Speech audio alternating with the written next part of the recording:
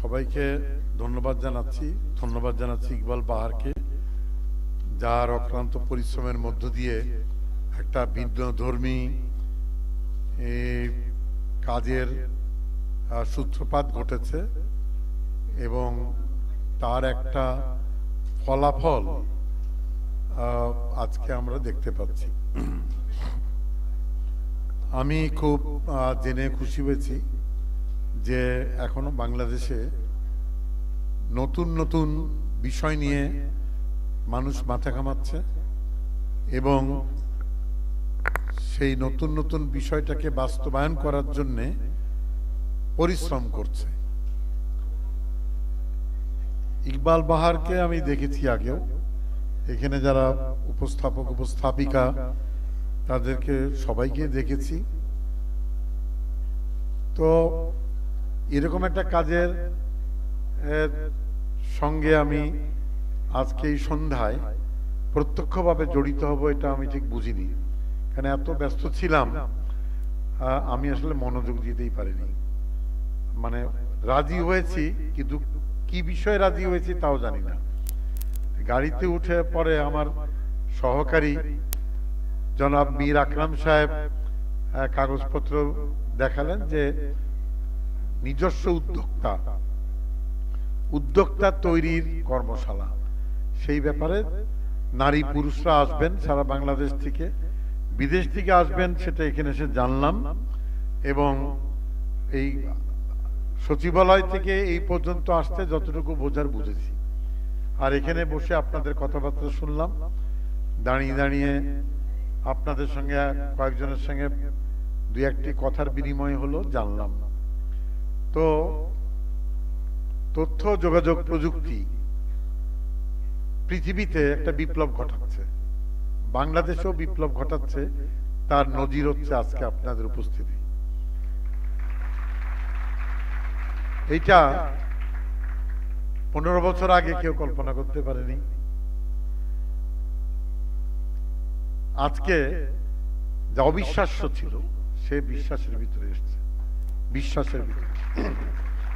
আমি আপনাদের উদ্যোক্তাদের সমস্যা এইসব বিষয়ে হয়তো দু একটি কথা বলবো, কিন্তু আমি মূলত কিছু 3-4 হাজার বছরের মানুষের অভিজ্ঞতা লব্ধ যে জ্ঞান, সেই জ্ঞানের ভান্ডার থেকে দুই একটা বিষয় আপনাদের সঙ্গে আলোচনা করব, যদি আপনাদের চলার পথে কাজে লাগে আর কি। তো আপনারা যারা এখানে আছেন আর কি, তো সেখানে স্বাভাবিকভাবে বহুজনে কম বেশি লেখাপড়া শিখেছেন।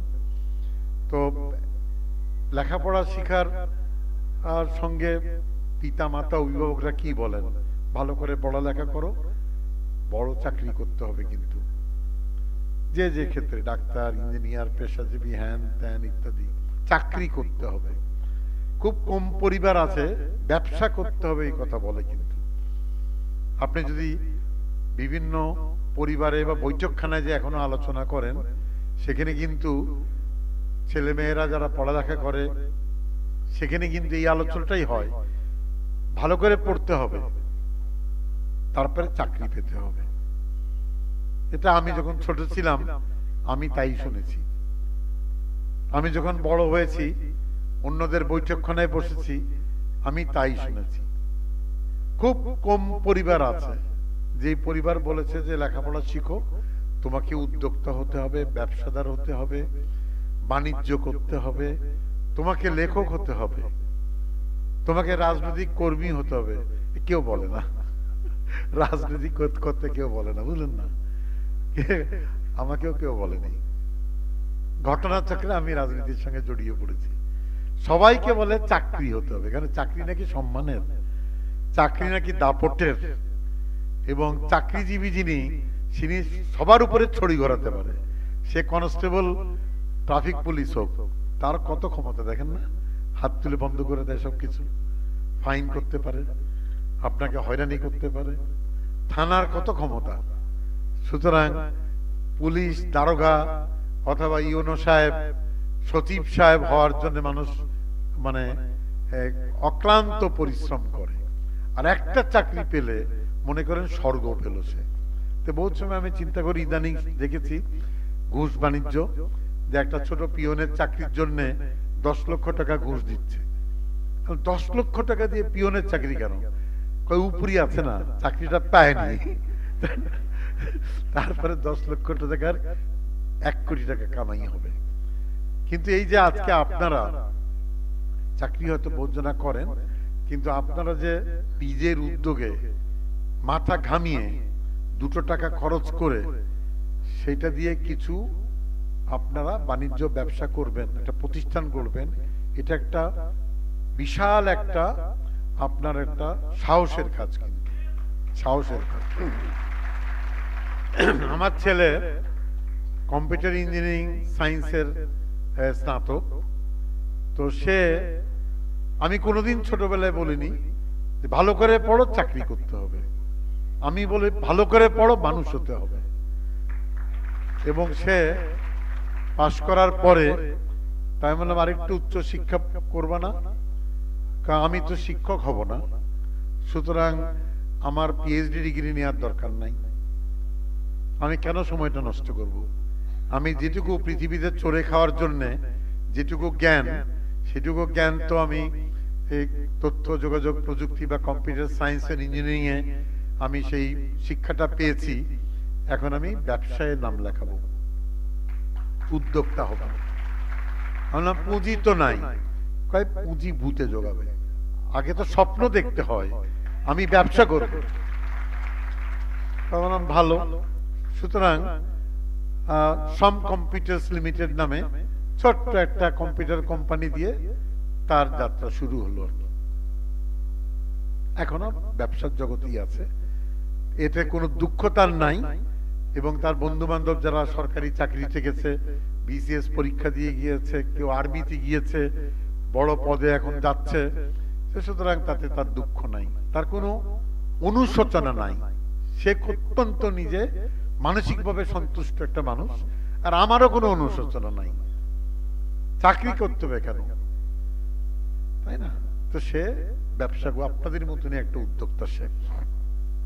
আমি এই কথাগুলো এই জন্য বললাম যে এখনো কি ইদানিং কিন্তু আমি দেখছি যে চাকরির পিছনে দৌড়ানোর চাইতে বাণিজ্যের পিছনে একটু ঝোঁক দেওয়াটা একটা প্রবণতা লক্ষ্য করছি আর কি।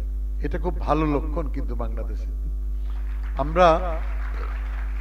তবে আমাদের নাগরিক জীবনে যারা আমরা বসবাস করি তারা কিন্তু চাকরির পিছনে বেশি ঝোঁকে, কিন্তু গ্রামীণ জীবনে যারা বড় হচ্ছে তারা কিন্তু একটু লেখাপড়া করার পরে তারা কিন্তু কিছু উদ্যোগের সঙ্গে জড়ানোর চেষ্টা করে। গ্রামের অর্থনীতির যে বহুমুখীকরণ হচ্ছে, সেই বহুমুখীকরণের ফলে আমরা এখন দেখি যে খালি ধান চাষটাই বড় কথা না, ধান চাষ পরে মাছ চাষ হচ্ছে, গবাদি পশুর চাষ হচ্ছে, মুরগির চাষ হচ্ছে, ফলের চাষ হচ্ছে, ফুলের চাষ হচ্ছে। এই যে বহুবিধ চাষাবাদের কাজ, এর একটা দিগন্ত উন্মোচন হয়ে গিয়েছে। সেখানে কিন্তু গ্রামের বহুত বিএমএ পাস ছেলে মেয়ে তারা কিন্তু এই কাজে আস্তে আস্তে ঝুঁকছে। বহুজনা নগরে পড়াশোনা করে আবার গ্রামে ফেরত যাচ্ছে এবং দেখছে যে ছোট ছোট বিনিয়োগের মধ্য দিয়ে ছোট ছোট প্রতিষ্ঠান গড়ে তোলা যাচ্ছে এবং সেখানে লাভই হচ্ছে। কিন্তু এটা একটা ভালো লক্ষণ। আমি এখানে ধরেন শেখ হাসিনার সরকার দায়িত্বে আসার পরে এসএমই, স্মল মিডিয়াম এন্টারপ্রাইজ, ক্ষুদ্র ও মাঝারি ব্যবসা প্রতিষ্ঠান, এইটার জন্য একটা অর্থায়নের ব্যবস্থা করেছে। কিন্তু এখনো ব্যাংকিং ব্যবস্থাটা এত দক্ষতা অর্জন করেনি যে এই জায়গাটায় বিনিয়োগটা যাতে আরো ভালো হয়, আরো টাকা যায়, তাহলে আরো ভালো হতো। কিন্তু শুরু হয়েছে এসএমই লোন, কৃষি লোন, সবুজ ঋণ, নারী ঋণ, এই যে উদ্যোক্তা ঋণ, এই জিনিসগুলো কিন্তু আগে ছিল না। সুতরাং এই যে ব্যাংকের যে অর্থনৈতিক সমর্থনটা অত্যন্ত গুরুত্বপূর্ণ। আপনারা হয়তো আপনাদের চলার জীবনে এই যে ক্ষুদ্র মাঝারি ঋণ কিভাবে সংগ্রহ করতে হয় এবং কিভাবে এটা বিনিয়োগ করতে হয়। এছাড়া এনজিওদের কর্মকাণ্ডের মধ্য দিয়ে আপনারা তো ইতিমধ্যেই ক্ষুদ্র ঋণের একটা বিষয় আপনারা দেখেছেন, যে ক্ষুদ্র ঋণ নিয়ে আমাদের 1 কোটির বেশি নারী আছেন যারা একেবারেই দুস্থ ছিল, কিন্তু ক্ষুদ্র ঋণ নিয়ে স্বনিয়োজিত উদ্যোক্তা হয়েছে তারা। আমি সেজন্য বলি যে ক্ষুদ্র ঋণ ব্যবস্থাটা বাংলাদেশে চমৎকার একটা ছাতা তৈরি করে দিয়েছে, যে ছাতার তলে আপনার নারীরা আর্থিকভাবে ক্ষমতা পেয়েছে, কিন্তু এটাকে আমরা হিসাব করি না। এই যে নারীরা 1 কোটির উপরে, এদের কাঁধের উপরে পা রেখে বাংলাদেশ এগিয়ে যাচ্ছে। পোশাক শিল্পের 35 লক্ষ থেকে 40 লক্ষ নারী, তাদের কাঁধের উপরে পা রেখে আমরা এগিয়ে যাচ্ছি। কিন্তু সেই জন্য আমরা যখন পুরুষের তান্ত্রিক সমাজে পুরুষরা যখন দম্ভ করে নারীদের একটু খাটো করে তুচ্ছ তাচ্ছিল্য করে, তখন আমি বলি যে শোনেন, বাংলাদেশের লোকের সরকারের কামাই কোত্থেকে কয়ে কেন, তাহলে কামাই হচ্ছে নারীর কামাই খান আপনারা। পোশাক শিল্পের যে 35 লক্ষ নারীর যে কামাই, যে বৈদেশিক মুদ্রা অর্জন করে, সেই কামাই খেয়ে রাষ্ট্রটা চালাচ্ছেন আপনারা, নারীর কামাই খাচ্ছেন, আবার লম্বা লম্বা কথা বলেন আপনারা, তাই না? এটা হচ্ছে ব্যাপার। নারীদের খাটো করবেন না আপনারা। সেই সূত্র ধরে নারীদের কথা যখন এসেই গেল, তখন আমি মুক্তিযুদ্ধের কথায় চলে যাই একটুখানি। হঠাৎ নারীদের কথা মনে হলো, মুক্তিযুদ্ধে কিন্তু সবাই যুদ্ধ করেছি আমরা, নারীরাও যুদ্ধ করেছে, পুরুষও যুদ্ধ করেছে, তাই না? এই যুদ্ধ করেছে, কিন্তু নারী আর পুরুষের যুদ্ধের ভিতরে পার্থক্য আছে। পুরুষ আর নারী দুইটা যুদ্ধ সমান সমান করেছে। প্রাণ রক্ষার যুদ্ধ, দেশ রক্ষার যুদ্ধ নারীও করেছে, পুরুষও করেছে, কিন্তু নারী বাড়তি একটা যুদ্ধ করেছে। আর বাড়তি যুদ্ধটা হচ্ছে সম্মান রক্ষার যুদ্ধ, ইজ্জত রক্ষার যুদ্ধ।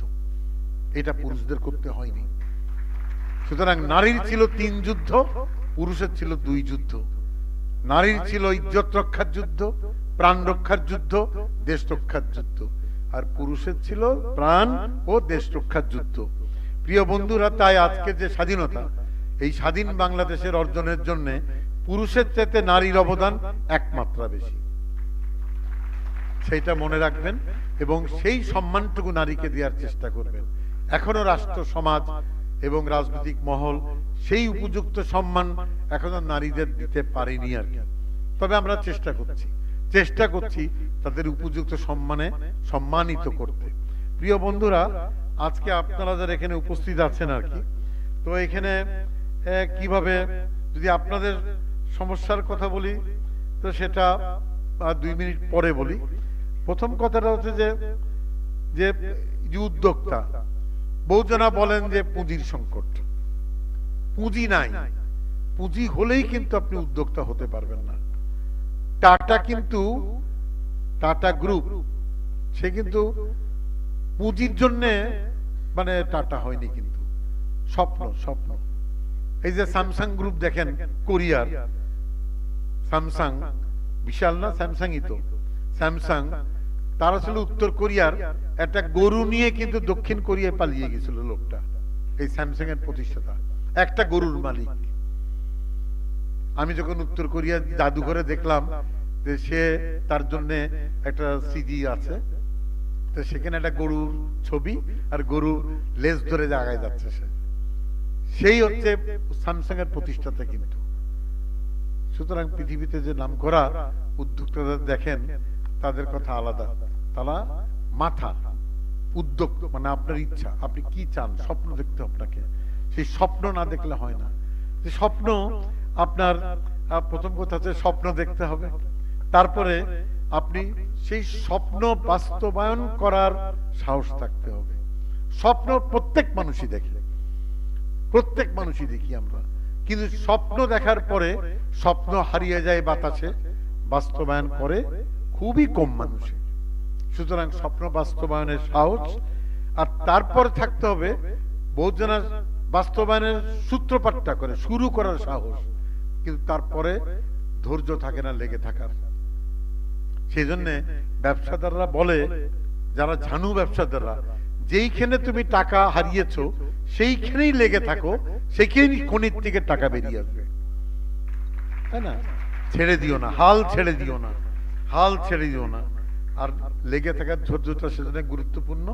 তারপরে আপনি তাহলে ব্যবসা করছেন, টাকা বিনিয়োগ করছেন, তাহলে একটা হিসাব নিকাশের দক্ষতা থাকা উচিত আপনার। সেই দক্ষতা যদি আপনার না থাকে তাহলে কিন্তু আপনার ব্যবসা হবে না। আমার পিতা উনি রসায়ন শাস্ত্রের স্নাতক ছিলেন, উনি চাকরি করতেন, তো কর্তৃপক্ষের সঙ্গে ঝগড়া বিবাদ হওয়াতে বিদেশে চাকরি ছেড়ে দিলেন। আমি তাহলে কিছু টাকা টুকা পেয়েছি, আমি ব্যবসাদার হব। ভালো, উনি 50-এর দশকে 53-52-54-55 দিকে উনি কুষ্টিয়া আমাদের জেলায় শহরে যে বললেন যে আমি তো কেমিস্ট, তো আমি তাহলে সাবান বানাবো এবং সাবান বিক্রি করব। খুব ভালো কথা, আমরা খুবই ছোট, তো উনি ব্যবসাদার হয়ে গেলেন। তো উনি ব্যবসাদার যে টাকা টুকা ছিল ওনার দিয়ে উনি কেমিক্যাল ফর্মুলায় এরকম গোল গোল ঢিমা সাবান বলি আমরা, কাপড় কাচা সাবান, এরকম সাবান বানায় ফেললেন। সাবান বানানোর পরে উনি কিছু কর্মচারী রাখলেন কুষ্টিয়ার বাজারে, চুয়াডাঙ্গার বাজারে, মেহেরপুরের বাজারে সাবানটা বিক্রি করার জন্য।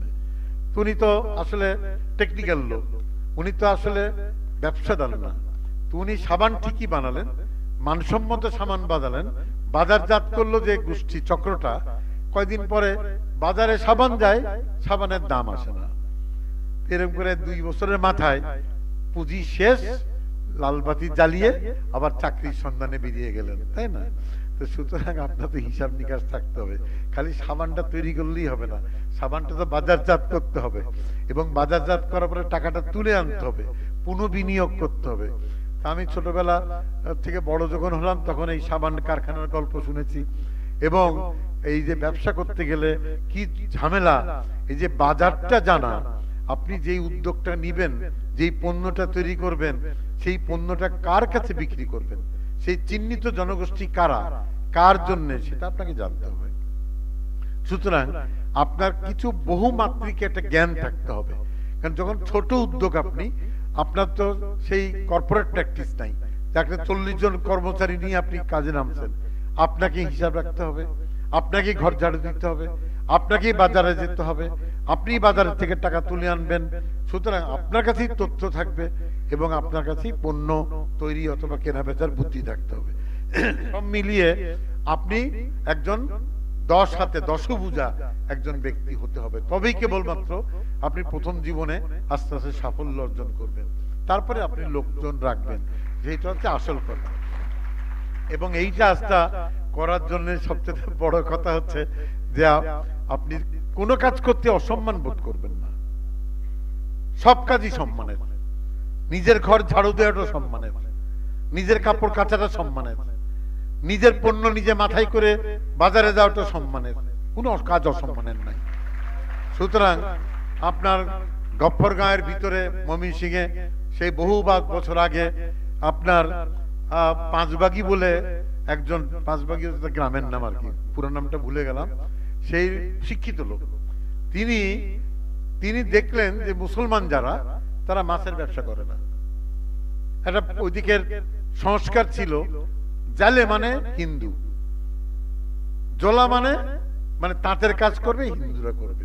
তো মুসলমানরা কি, মুসলমানরা না খায় মরবে? মাছের ব্যবসা করবেন না, তাঁতের ব্যবসা করবেন না, বড় লোক হবেন কিভাবে? যারা মাছের ব্যবসা করে তারা বড় লোক, তাঁতের ব্যবসা করে তারা বড় লোক সিরাজগঞ্জ, কুমারখালীতে। তো সে পাঁচবাগি ময়মনসিংহ অঞ্চলে মুসলমানদের বলে মাছের ব্যবসা করো, না খায় মরতেছো, মাছের ব্যবসা করো। মাছের ব্যবসা করবে না, জায়েজ যাবে।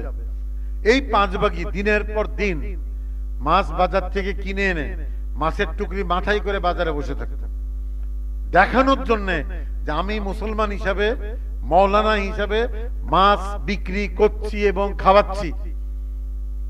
এই হচ্ছে পাঁচবাগি। তারপর আস্তে আস্তে মুসলমানরা মাছের ব্যবসা শুরু করলো। কিন্তু সুতরাং এই যে আপনি এই কথাটা এই জন্য বললাম যে পাঁচবাগির এই গল্পটা, যে কোনো কাজই ছোট কাজ না।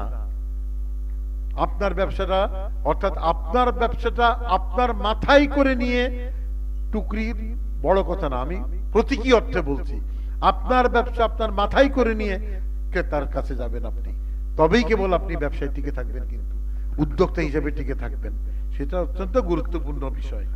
প্রিয় বন্ধুরা, সেই জন্যে আমি মনে করি যে কোনো উদ্যোগ হচ্ছে সম্মানের, এবং সেই উদ্যোগ সফল করতে হলে পারিপার্শ্বিক অবস্থা জানতে হবে, বাজারটা জানতে হবে, কোন মানুষের কাছে বিক্রি করবেন সেগুলো জানতে হবে, পারিবারিক একটা সমর্থন থাকলে ভালো, নাহলে খুব কষ্ট হয়, কিন্তু পারিবারিক লাগবে।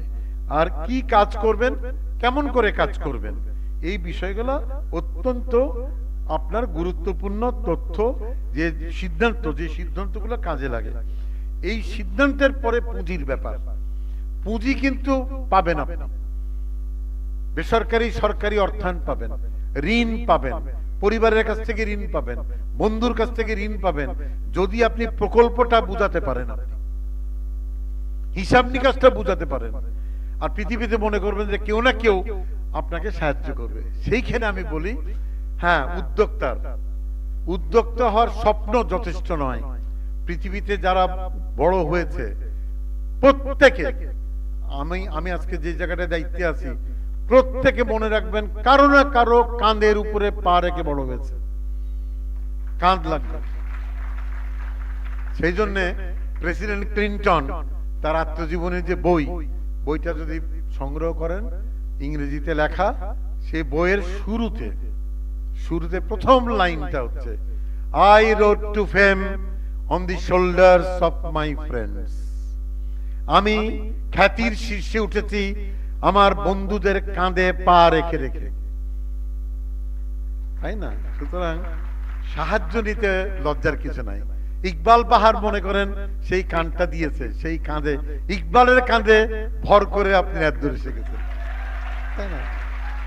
ইকবাল হয়তো কোনোদিন বড় উদ্যোক্তা হবে না, বা জানি না কি হবে, কিন্তু আপনারা হয়তো কেউ কঙ্কট গ্রুপ, কেউ সালমান গ্রুপ, কেউ এগুলো হবেন, তাই না? হন, কোনো অসুবিধা নাই। সুতরাং এইটা হাত পাততে কোনো অসুবিধা নাই।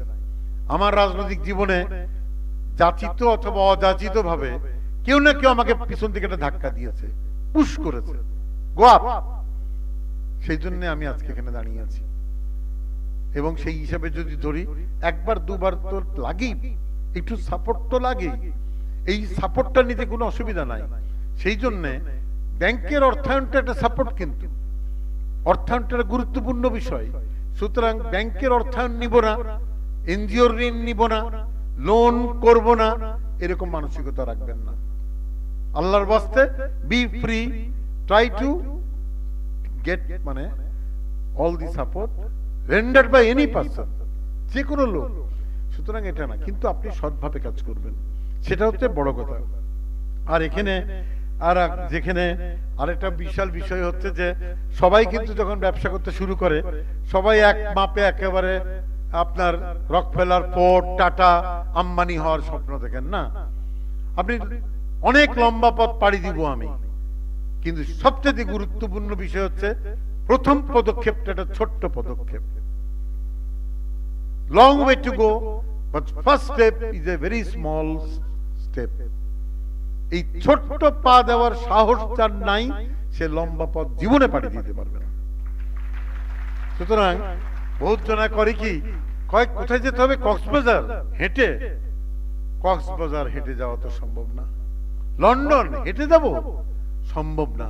কিন্তু আপনি মক্কা পর্যন্ত, বেজিং পর্যন্ত স্বপ্ন ঠিক করেন, বেজিং এ যাব, হাঁটা শুরু করেন, ছোট্ট একটা পরিব্রাজকের পদক্ষেপ, একটা পা করেই আপনি বেজিং এ পৌঁছে যাবেন। কিন্তু সেই জন্য আমরা বলি, উপরে উঠতে হলে, যদি অন্যভাবে তাকিয়ে দেখি, উপরে উঠতে হলে সিঁড়ি দেখি, 1 লাফে 4 তলে উঠেন কেমন করে, জীবনে উঠতে পারবেন না।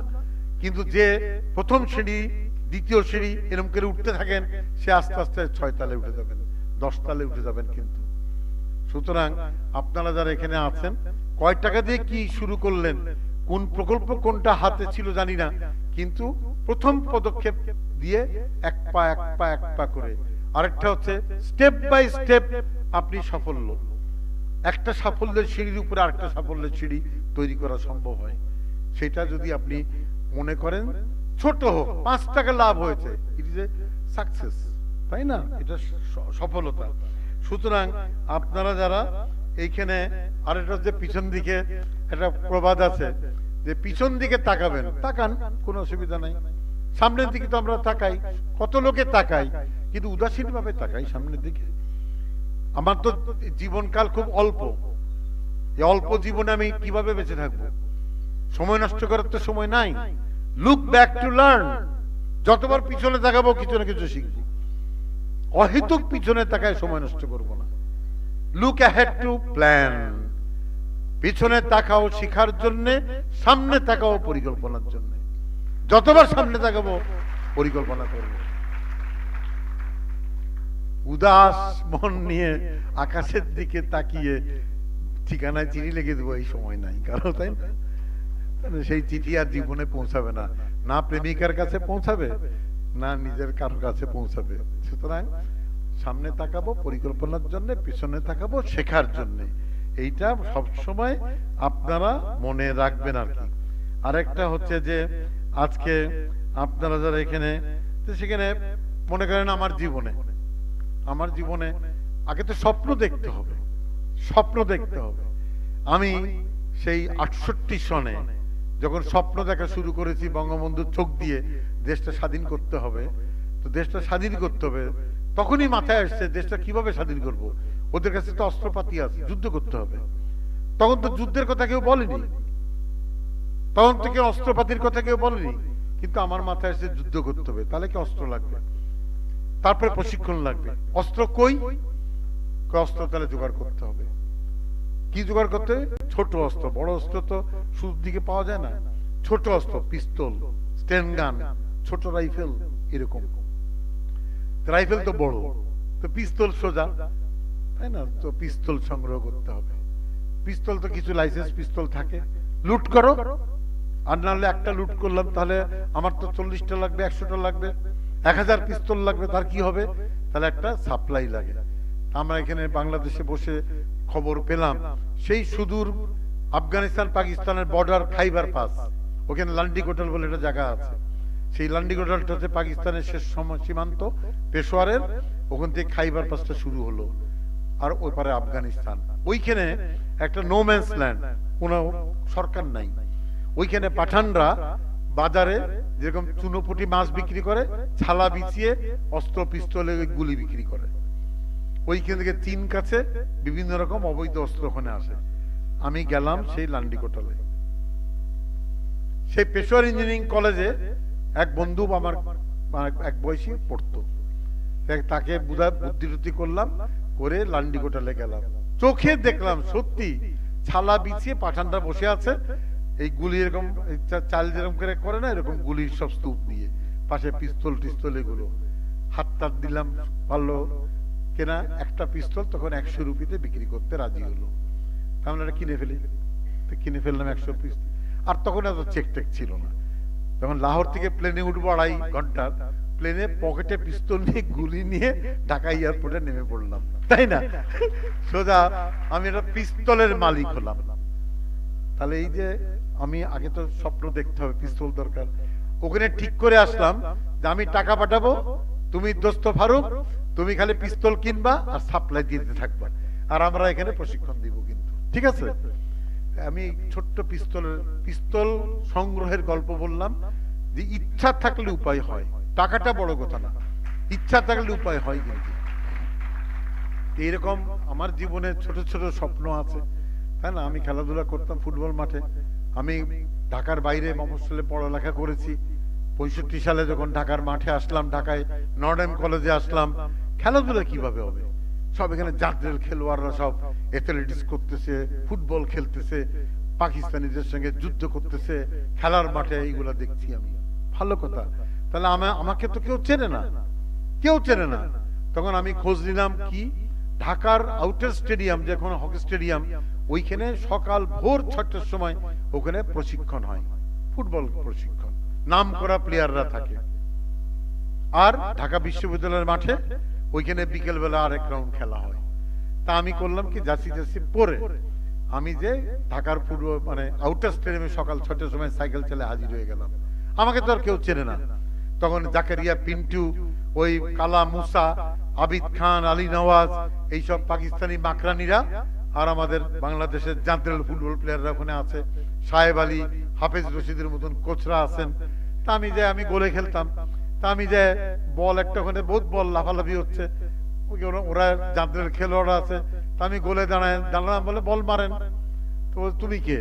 মানি আমি আসছি আর কি, ইয়াং মানুষ, তাই না? তো গোল সবসময় তো গোলকিপার থাকে না প্র্যাকটিস সেশনে। এই আমার শুরু, সকালে ওখানে, বিকালে ঢাকা বিশ্ববিদ্যালয়। এই কোচ একজন বলল, এই ছেলে তুমি কোথা থেকে এসছো? আমি আসছি গ্রাম থেকে। গ্রাম থেকে? ভালোই তো গোলের বল ধরার ইয়েটা আছে। তখন ওখানে আজিজ নামে একজন কুষ্টিয়ার লোক, সে চমৎকার রাইট উইঙ্গার, তুখড়, ব্যাংকে চাকরি করে রিটায়ার করছে। আজিজ ভাই বাড়ি কোথায় তোমার? কুষ্টিয়া। কোন গ্রাম? গোলাপনগর। আর গোলাপনগর তো আমার বাড়ি। বল তাই নাকি? আমি তো গ্রামে বড় হইনি। গোলাপনগর, তাই নাকি? আরে রাখো রাখো, তোমাকে ফার্স্ট ডিভিশনে খেলাবো আমি।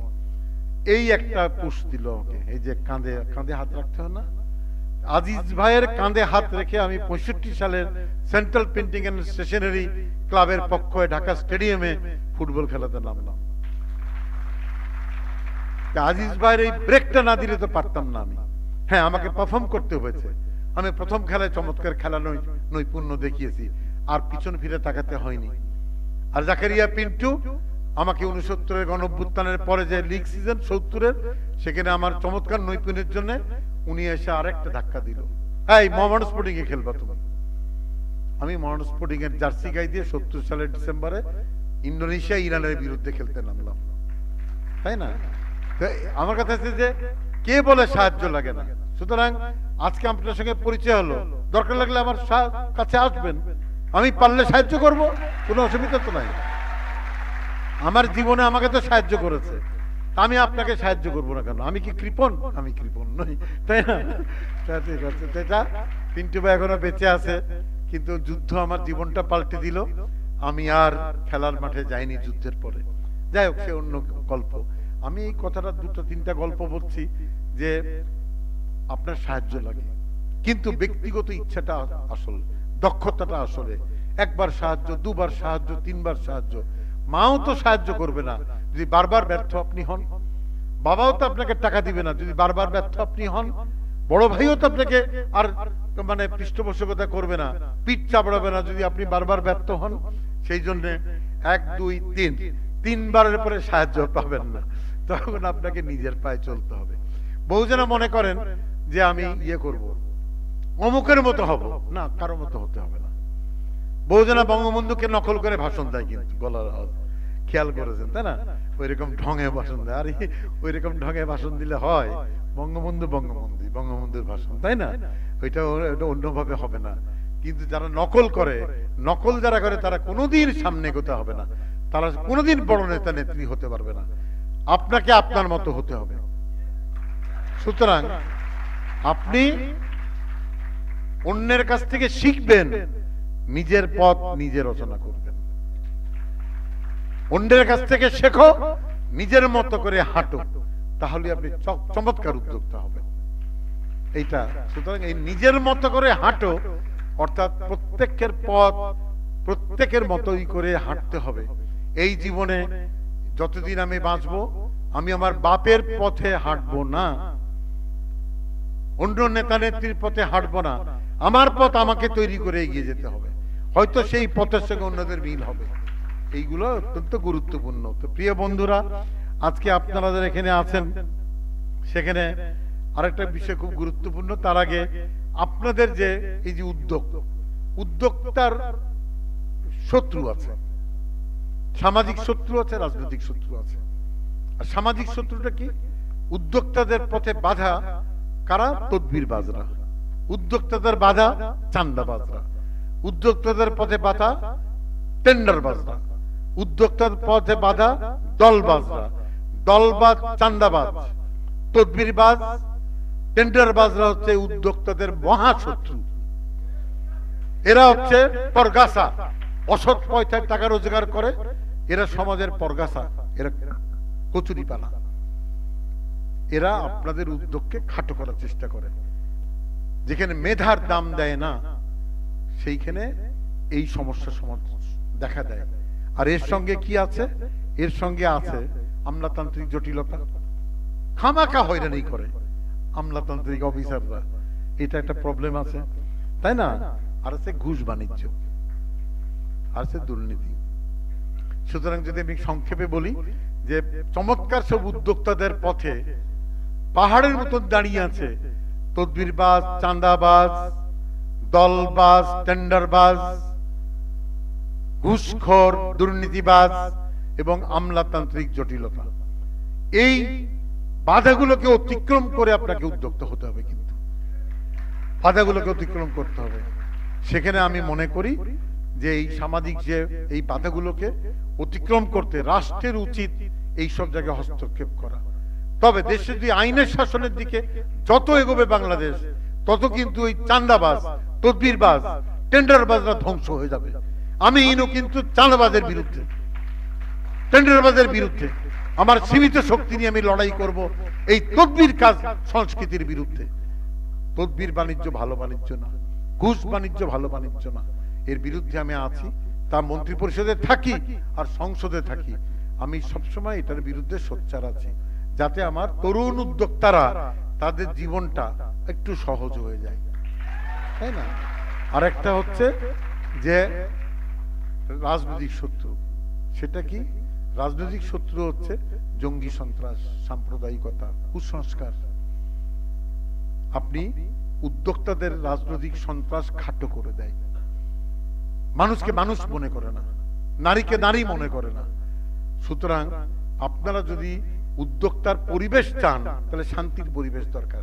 শান্তির পরিবেশ আনতে, শান্তির আবহাওয়া তৈরি করতে, মানুষকে সম্মান করতে, তাহলে এই জঙ্গি সন্ত্রাস, সাম্প্রদায়িকতা, কুসংস্কার, ধর্মান্ধতার থেকে বাংলাদেশকে মুক্ত করতে হবে।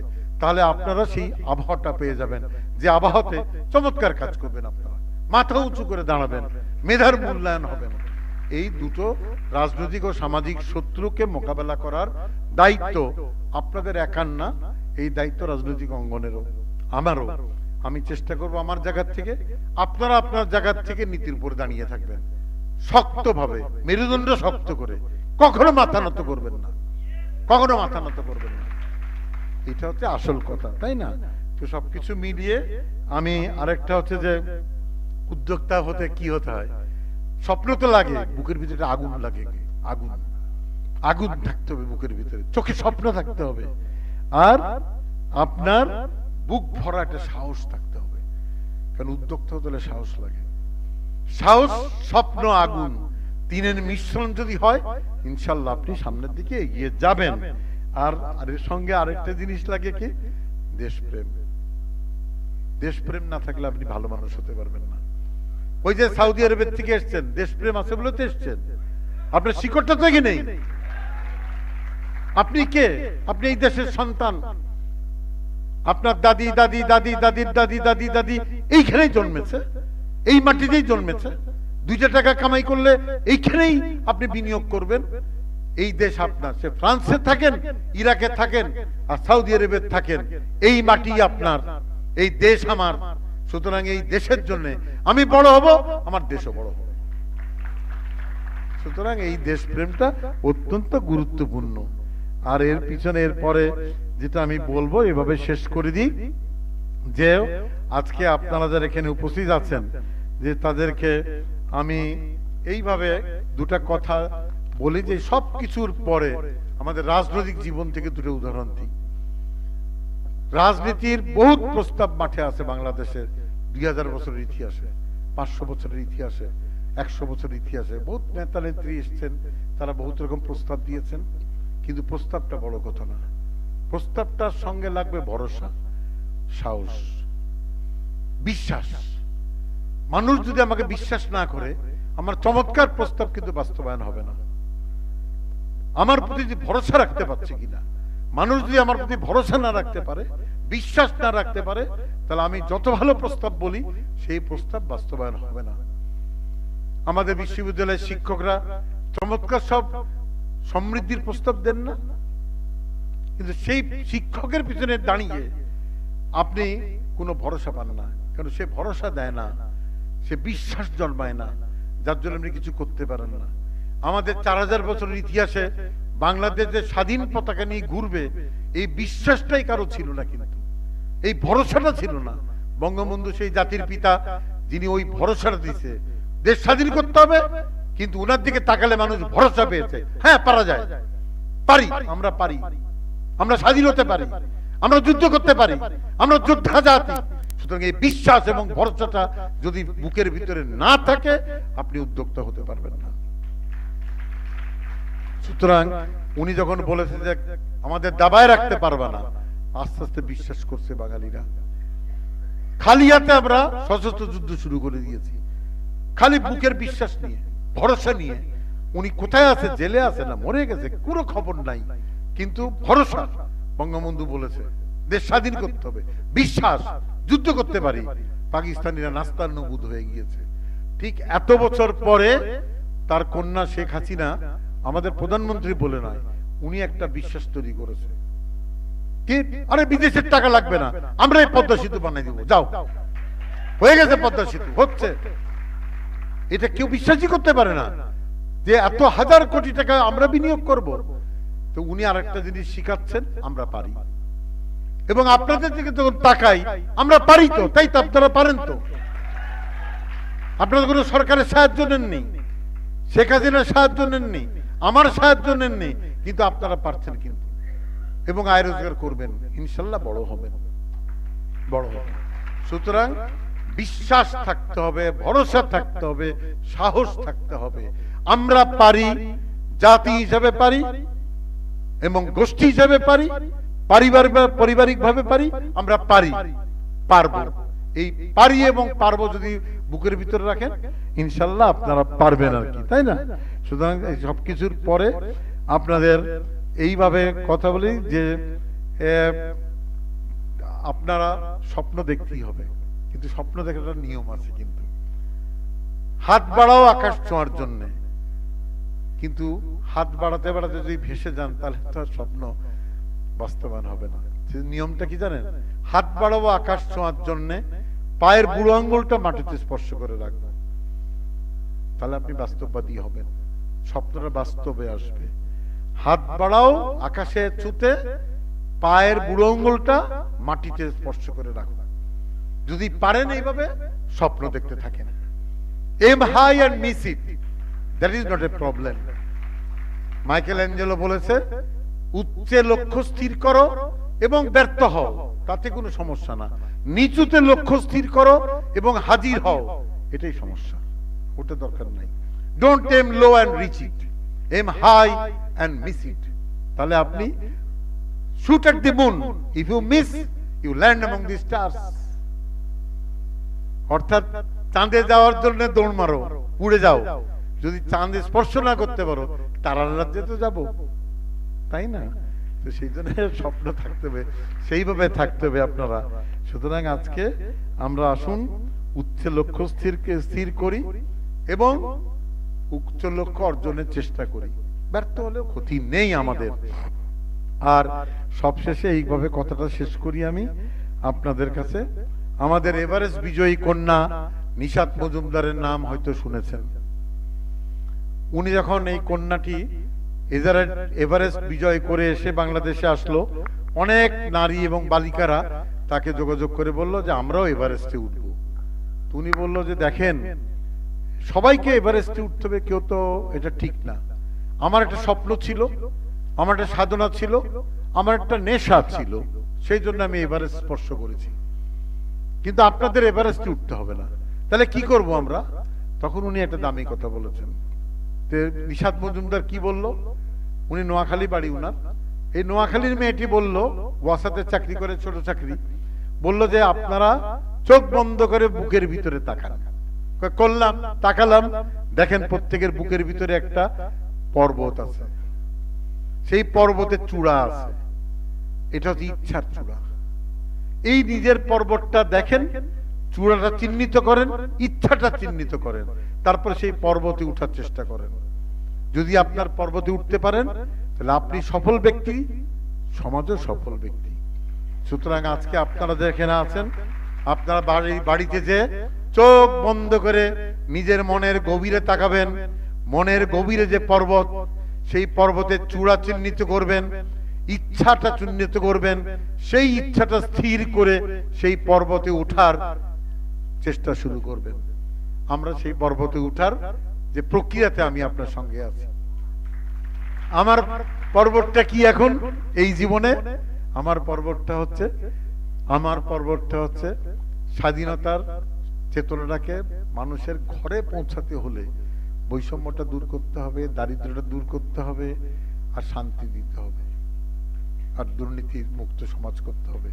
এই স্বপ্নটা আমি স্থির করেছি। আমার পর্বত, আমি আমার জায়গা থেকে উঠার চেষ্টা করছি। আমি আশা করি যে বাংলাদেশ যখন স্বাধীন করতে পেরেছি, আশা করি যখন সামরিক শাসকদের ঘরে পাঠাতে পেরেছি, আশা করি যখন যুদ্ধ অপরাধীদের বিচার সাজা দিতে সক্ষম হয়েছি, আশা করি যখন চুরির দায়ে বড় বড় নেতা নেত্রীদেরকে কারাগারে পাঠাতে পারছি, ইনশাল্লাহ বাংলাদেশ একদিন দুর্নীতি মুক্ত, দলবাজ মুক্ত, চাঁদাবাজ মুক্ত বাংলাদেশ হবেই। যেখানে মেধার দাম থাকবে, উদ্যোক্তাদের দাম থাকবে। আপনারা আসুন, সামনের দিকে তাকান এবং দুনিয়া জয় করার সিদ্ধান্ত নিন। জয় বাংলা।